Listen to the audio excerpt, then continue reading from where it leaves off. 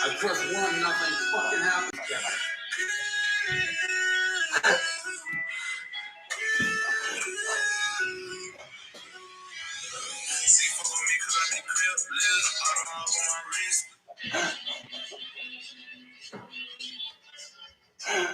Oh man.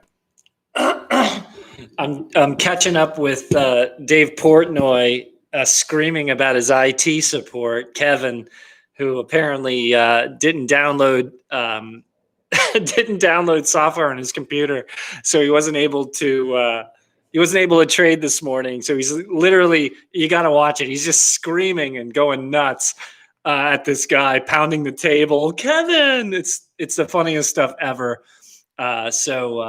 Really, really fun stuff. But let's let a few more people join and we'll get into this.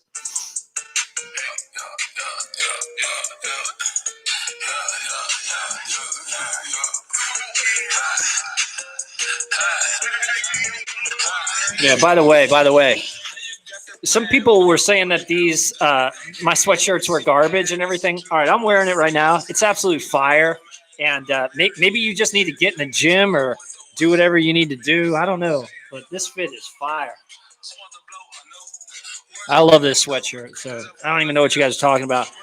You know, if you don't have Going Parabolic merch, you know, I'm just doing it so we have a good time. It's not charging or changing my life.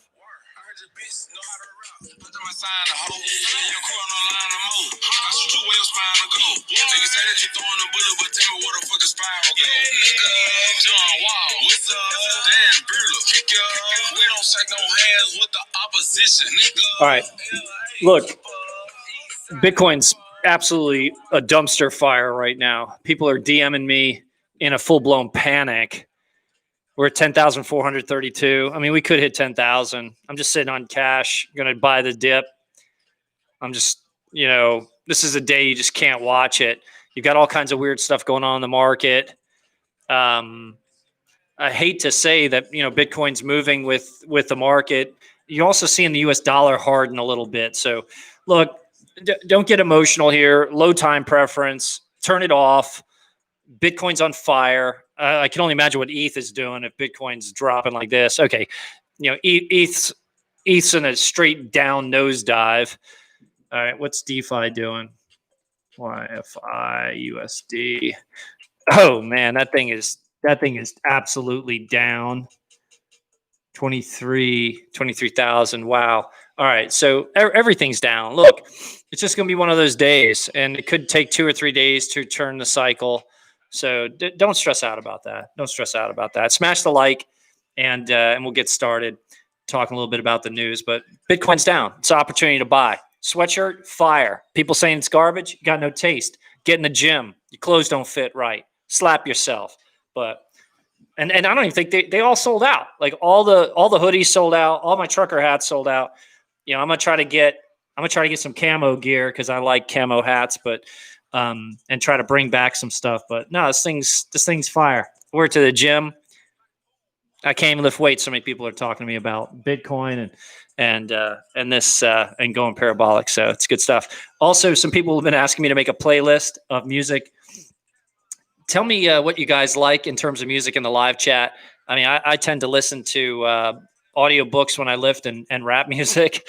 But if you're interested in me making a list of some of the rap music I listen to, maybe I can put something together. But that'd be cool. All right. Anyway, stock losses accelerate. So it looks like we're in for a tough one over the next few days. So just take your pulse here. But big down. The Dow Jones Industrial Average dropped more than 800 points in Monday trading. Let's go. It's down 2.77% right now. S&P 500 is down 2.18%. NASDAQ's down 1.73%. And big news on Nicola. Crude oil's down 4.28% at $39.35 a barrel. Gold's down big today, 3%, down 18.99.60. So gold bugs aren't feeling really good. Wow. Silver's down almost 10% today at 24.55. So everything's taking a big L. Take your pulse. Take your pulse. Don't do anything. Don't trade anything. Just sit tight. Take your pulse. The blue chip benchmark slid 835 points or 3%. I've already said that.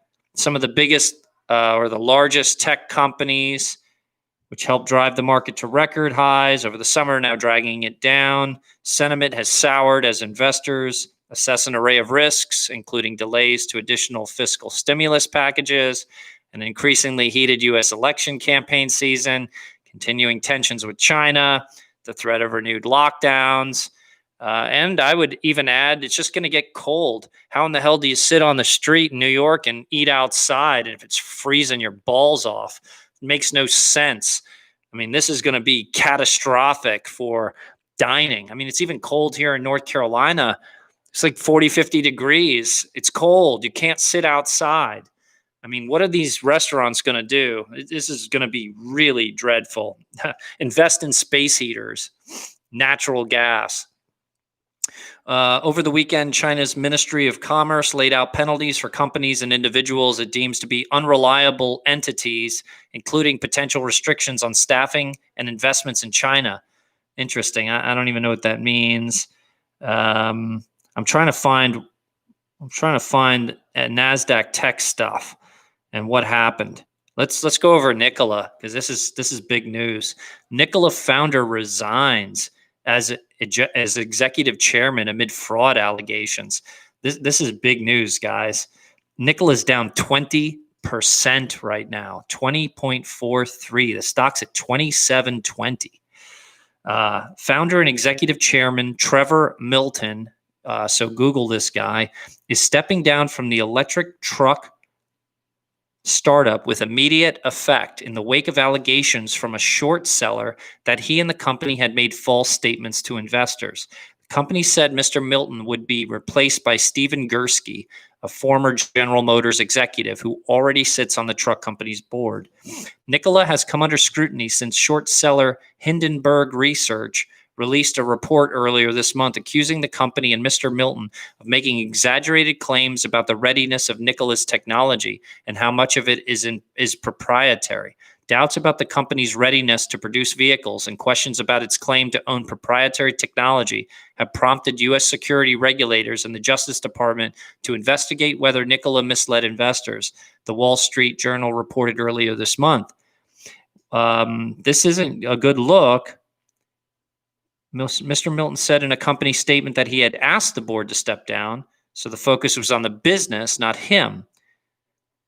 Earlier Monday, that he intended to defend himself against false allegations levied against me by outside detractors. It's always a little suspect when the short sellers are making a move like this. Obviously, they benefit from wrecking the company, i.e., they shorted it. But certainly, this is a publicly traded company, and the representations that he makes, the SEC follows this stuff. So we'll see what happens here. Scary times, I think, if you own Nicola stock and you follow this. Not cool. Not cool. All right. So looks like TikTok. Looks like Oracle and Walmart took that down. And I had said to you multiple times that I thought Walmart was in play for TikTok, and Walmart was an easy, I'm not a stock buyer, but I would buy Walmart stock because it made sense to me. Like TikTok is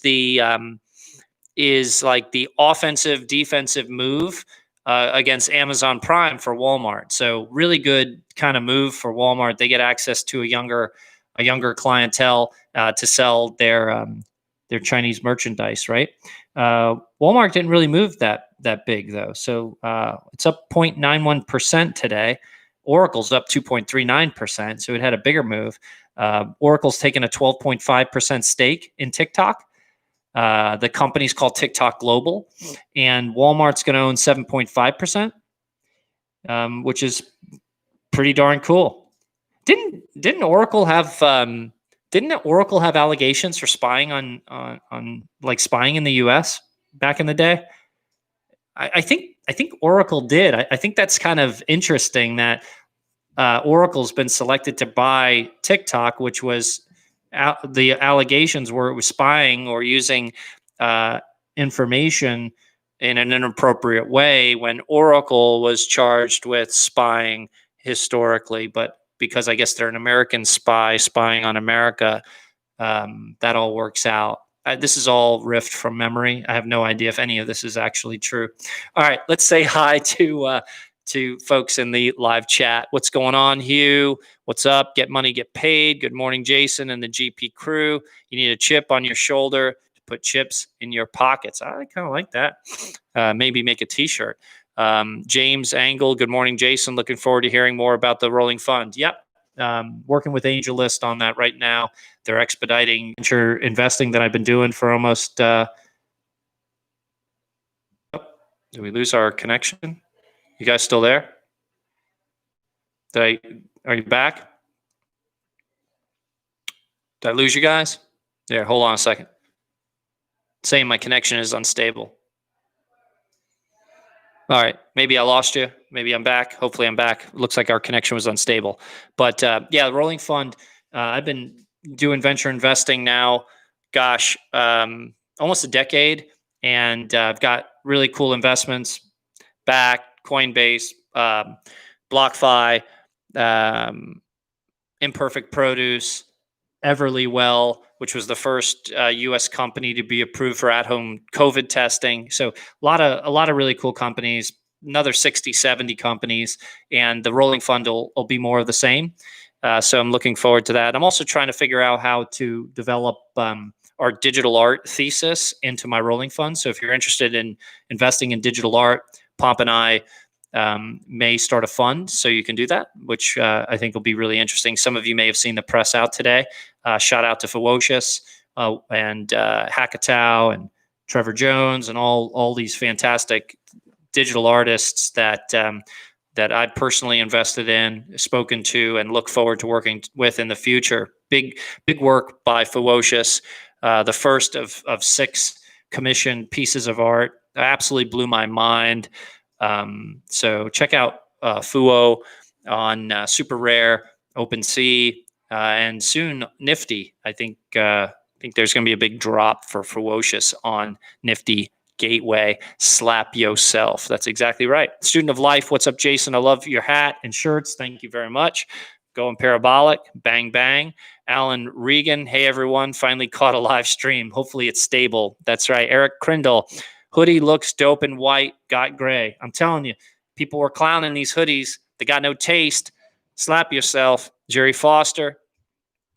Just got back from a trip out of the country and excited to pick up my hat today. The mailbox. Very cool. Yeah, Jerry. I don't know if you had any trouble with COVID testing and travel, but I have a buddy whose son is a pretty high level energy expert. He was flying from Singapore to Malaysia to work, do some work with the government. And he had to have a COVID test 3 days before he got on the flight. Once he landed, another COVID test in Malaysia. And they were going to make him quarantine for 2 weeks before he was allowed out of a state sponsored or government sponsored hotel. So they actually transport you from the airport to the hotel, and you're to stay there. He had documents, government documents, which allowed him to bypass that. But boy, I have no interest in traveling anytime soon. It seems really clunky and inefficient. So especially if you get caught, with 14-day bookends on your travel, it just doesn't seem cool. Let's see, Anthony. Oh, wait. Eric Crindle asked me a question. Sailor's interview blew my mind. Sucked it up and paid the $1 for the Raoul Paul. I didn't listen to it. I got some excerpts, and actually Hugh Meyer sent me the transcript, so I'm going to check it out. But no, I'm actually not impressed that Raoul puts that stuff behind a paywall. This is I'm not willing to pay for it. So I don't get it. There's so much amazing content that people are putting out, and I don't know why he paywall it. But get money, get paid, I guess.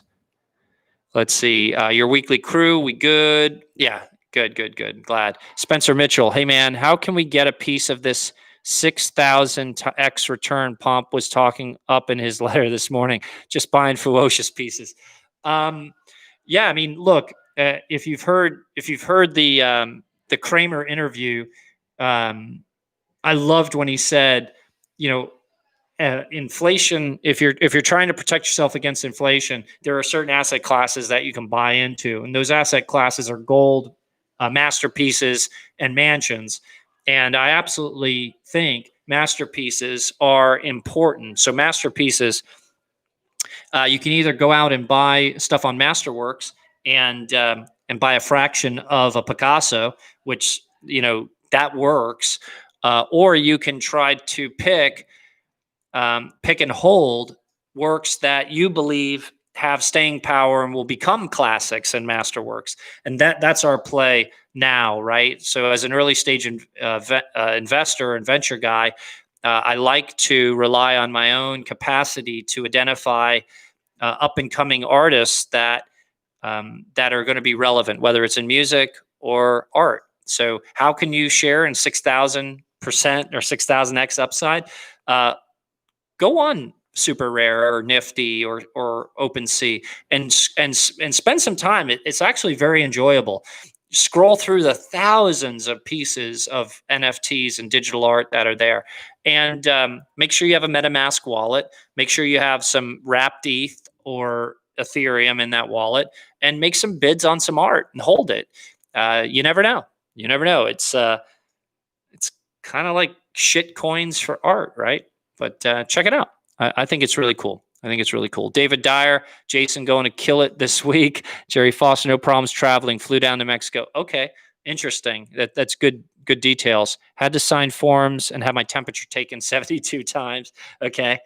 Sean, what's going on? Great start for United. What the fuck? Oh, no. You had to hit me with that first thing. I'm absolutely gutted. United, this transfer window has been an absolute nightmare. The Glazers are atrocious. They spent all our money on Gronk and Tom Brady. For those of you who don't know, they also own the Tampa Bay Buccaneers. And I absolutely believe that we don't have the capacity to compete. And for us to drop points and get rocked, shelled, and outplayed by Crystal Palace on opening day with a tired-looking team, and our only answer is to sub on Donnie van der Beek, who wasn't even our prime target. He was kind of an afterthought. It's bad. Lindelof is tired. He got cut from his national team because they said he didn't look good. The dude is terrible. He was responsible for all 3 goals, if you're being honest with yourself. All 3 goals, Lindelof. Maguire and he are not a good pair. He is shocking. We have like 7 center backs right now. They're all terrible. I'd much rather put Smalling out there with Maguire. But the problem is Smalling can't pass. He's terrible with his feet, right? So you've got a very slow, laboring center back pair. I wish we would put one of our midfielders back there, and at least we'd have some technical player that can move the ball around and be scrappy. But we have a lot of problems at United. We've been horrible in the transfer window. I've made some tweets about it. And as a United fan, the only consolation I have is the Chicago Bears are 2-0. How about that?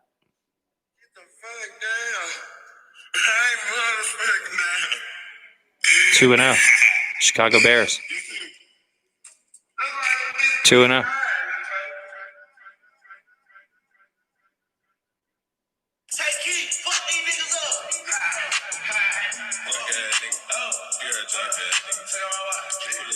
Yeah, David Dyer. I'm a big Bears fan forever. So I love that they beat the Giants. Giants are Pomp's team. Terrible. I'm getting a call from Humacao, Puerto Rico. Probably some hackers. All right, let's knock this out. Fed to propose overhaul of lending rules for poorer communities. Corona can spread by tiny air particles. Auditors say they no longer will inspect labor conditions at Xinjiang factories. Microsoft to buy video game maker ZeniMax for $7.5 billion. College town economy suffer as students avoid bars. Medical school applications soar in COVID-19 era. That's interesting. Let's check it out. Medical schools are reporting record application numbers as coronavirus sparks a new wave of prospective students to become doctors. Through the end of August, the number of applicants rose nearly 17%. Look, I just think that has to do with the job market. I think healthcare has always been a solid bet. It's never going away. It gives you amazing flexibility. You can come in and out of healthcare. You can go to the business side of it or go to the administrative side of it. You can go to the practice side of it. Healthcare is a strong bet. I'm glad to see people are still interested in becoming doctors. Technical degrees are probably the only reason I think you should go to college. If you want to learn to be a plumber, refrigerator repair guy, electrician, doctors are the same to me. They're the same as a plumber, electrician, etc. So if you want to go and work with your hands and be technical, go to college. But otherwise, the internet's the best education you could possibly get. And that's in my opinion. I mean, I really do believe that. It's amazing the amount of information that's available to everyone. Absolutely amazing.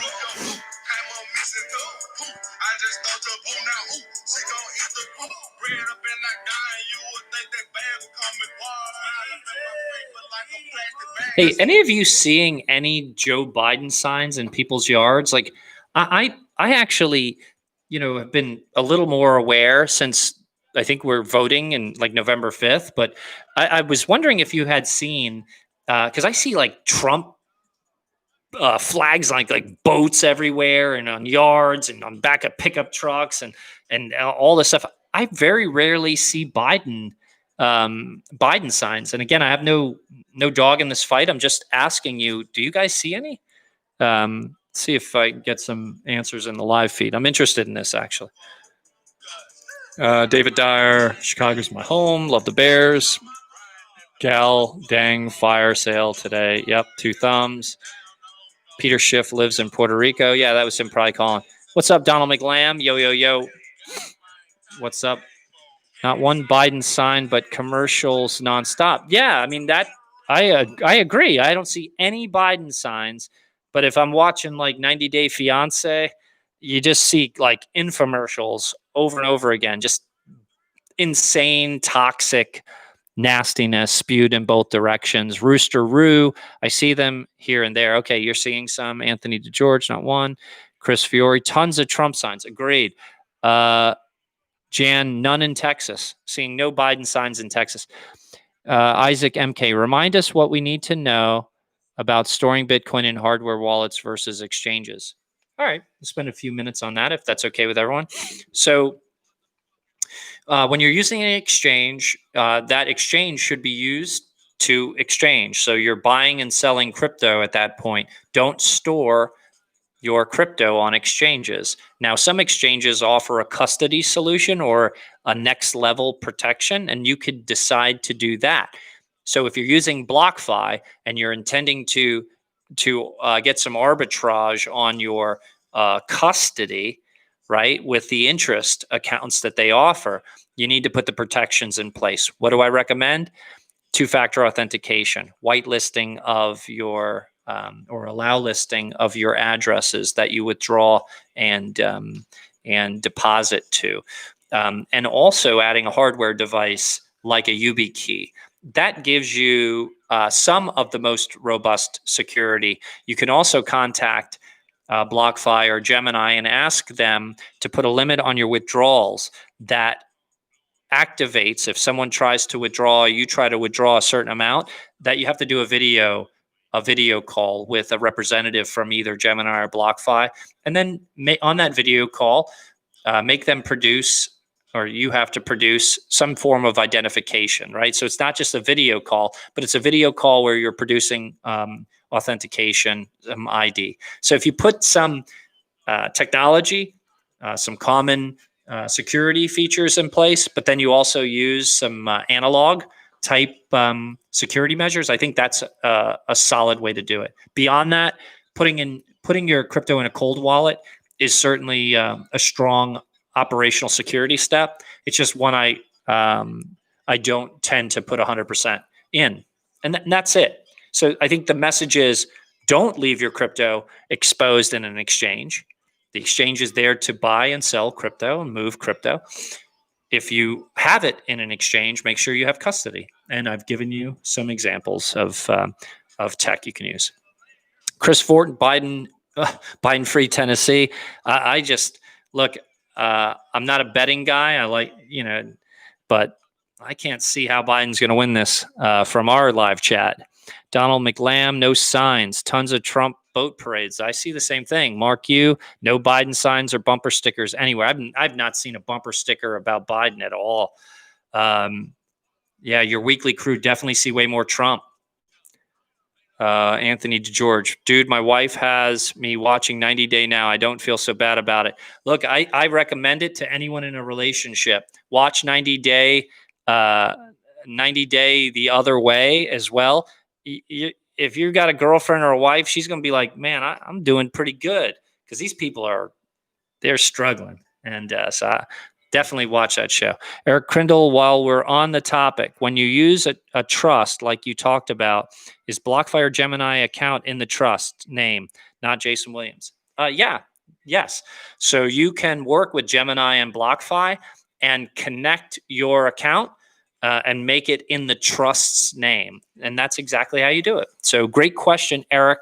All of that stuff is where you all need to get to. If you have the type or right size investment in this asset allocation, right? If you're getting to that 1, 5, 10, 15%, some people have even more in crypto, you better have a trust, you better have a will, you better have custody solutions, you better have transference of passwords, and you also need to deal with probate. And I've already talked to you about trust creation, trust formation, and how I recommend dealing with, revocable or irrevocable trusts. So check that out in the feed.